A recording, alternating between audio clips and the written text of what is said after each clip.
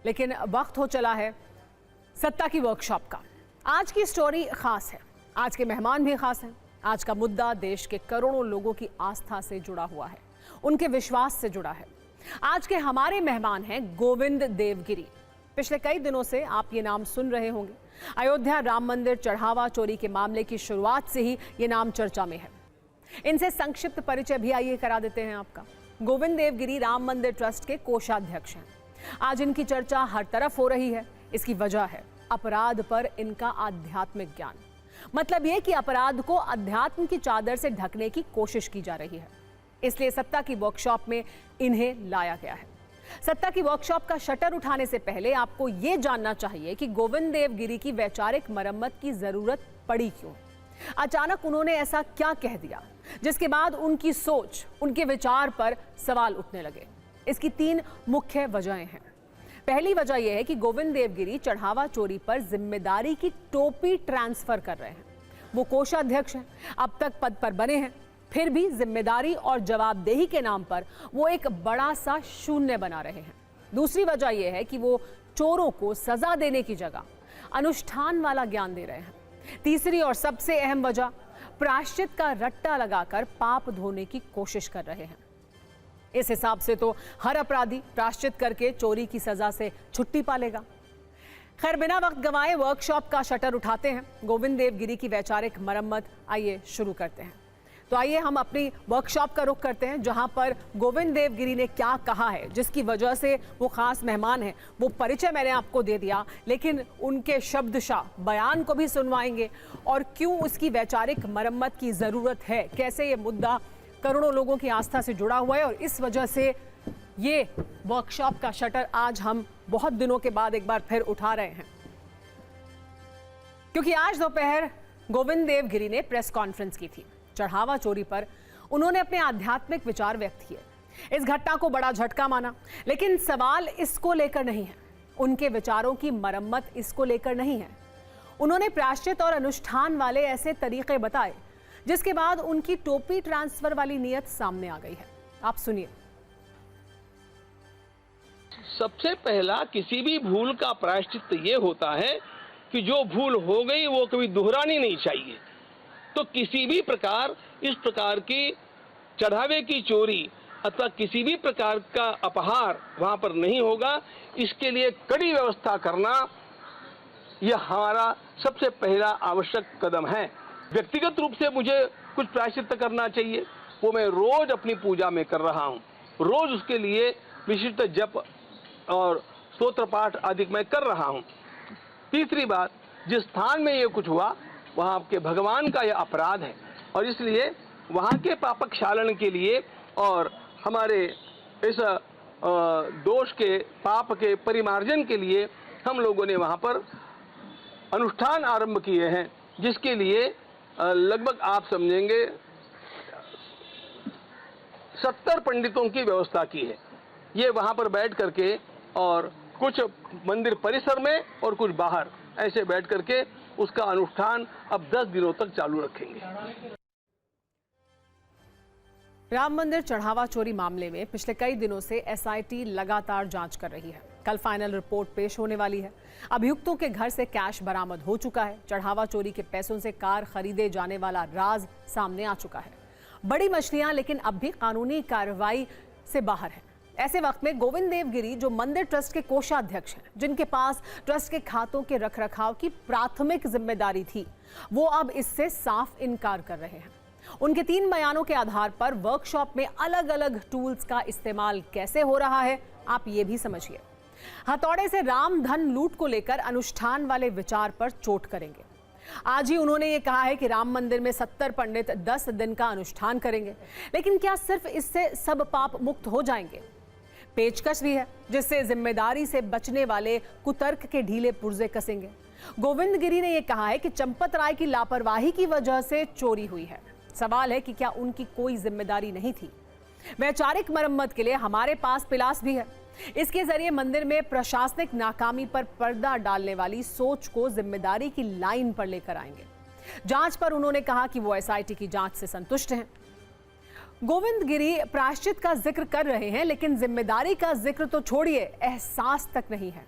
अपराध पर अनुष्ठान वाला आयोजन है, लेकिन इस्तीफे वाली न नियत है, ना ही नैतिक कर्तव्य की बात है। धार्मिक जाप से सब ढकने की कोशिश है, लेकिन सजा से शुद्धि की नियत नहीं है। गोविंद देवगिरी के अगले बयान से आप समझ जाएंगे उन्होंने ऐसा क्यों कहा है और उनको लेकर ऐसा क्यों कहा जा रहा है। वो लापरवाही को असावधानी बता रहे हैं और चंपत राय पर जिम्मेदारी को सुपरफास्ट गति से ट्रांसफर करते हुए दिख भी रहे हैं। चंपत राय जी की असावधानी हुई ये तो मैंने कहा है, लेकिन चंपत राय जी ने भी यह काम हमारे दूसरे न्यासी जो अनिल मिश्रा जी डॉक्टर रहे उनके लिए सौंपा हुआ था और वो इस काम को देख रहे थे, उनके द्वारा भी यह असावधानी हो गई। चंपत राय जी लिख करके स्पष्टीकरण दे रहे हैं। मैं भी कहूंगा कि उनको आकर के जैसे मैं बैठा हूं ऐसा बोल करके देना चाहिए। चंपत राय जी और डॉक्टर अनिल मिश्रा, इनको केंद्र सरकार ने न्यासी बनाया। केंद्र शासन ने जिस विश्वास के साथ इन सब लोगों को नियुक्त किया है, उस विश्वास का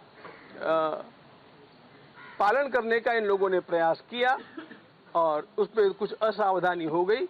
इसके लिए केंद्र सरकार को जिम्मेदार ठहराना बिल्कुल गलत बात है।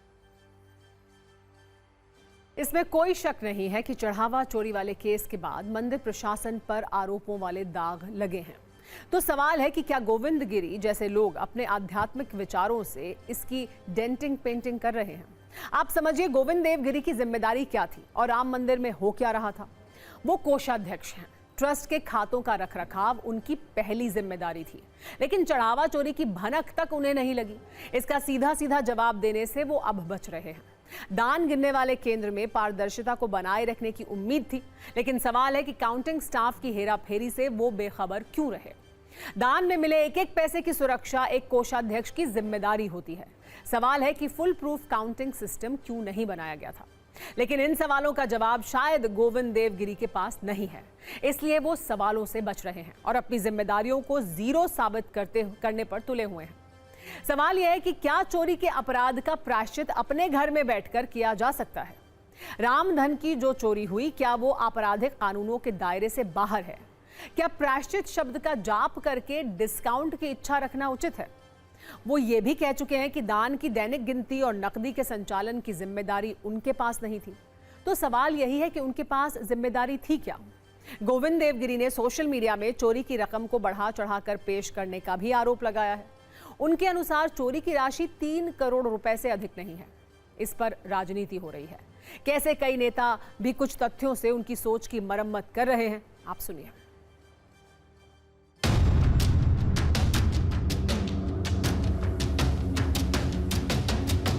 इतनी भी बड़ी बड़ी बकवास कोई भी कर सकता है, लेकिन ये सारे आंकड़े झूठ हैं। लेकिन जहां तक मेरा आकलन मैं आप लोगों से बतला सकता हूं, वो 3 करोड़ के आसपास होना चाहिए, ऐसा मुझे लगता है। ठीक कहा है। जो भी कोषाध्यक्ष है तो इस्तीफा किसको देगा? लापरवाही इसको नहीं कहते हैं।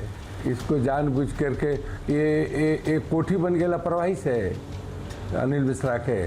अब यह जो कार्य किया है, ये लोग काम किए, बहुत निंदनीय काम किए हैं। राम जी के साथ गद्दारी किए हैं। दुर्भाग्यपूर्ण बयान है गोविंद देवगिरी का। गोविंद देवगिरी कह रहे हैं मैं क्यों इस्तीफा दूं, चंपत राय का लापरवाही है। अरे भाई, चंपत राय की कैसे लापरवाही है? सबसे बड़ी लापरवाही तो आपकी है। कोषाध्यक्ष आप थे, कोष के मालिक आप थे, कहाँ थे आप? आज तक आप सफाई नहीं दे पाए। कितने की चोरी हुई, कितना घोटाला हुआ। सबसे बड़ी असावधानी तो महाराज आपसे हुई है, गोविंद देवगिरी जी से हुई है। आपने दायित्व ले लिया कोषाध्यक्ष का और आपके खुद के वक्तव्य में बता रहे हैं कि हमको पता ही नहीं रहता है कि क्या हो रहा है क्या नहीं हो रहा है। सबसे बड़ी असावधानी आपकी है और वो असावधानी अक्षम्य असावधानी है, ये क्षमा योग्य असावधानी नहीं। तमाम सवालों के बीच आज गोविंद देवगिरी ने काफी जोड़ तोड़ करके, काफी दिमाग लगाकर अनुष्ठान और प्रायश्चित वाली थ्योरी दी, लेकिन प्रैक्टिकल की बात आई तो एक्सपोज हो गए। उन्होंने ये स्पष्ट कर दिया कि इस्तीफा नहीं देंगे। उनके मन में अनुष्ठान वाले विचार हैं, प्रायश्चित वाले विचार हैं, लेकिन इस्तीफा देने का कोई विचार नहीं है। आप सुनिए इस्तीफे वाली अटकलों पर कैसे उन्होंने अहंकार वाली चोट की। इस बयान के बाद आप समझ जाएंगे सत्ता की वर्कशॉप में गोविंद देवगिरी को लाने की जरूरत आखिर क्यों थी।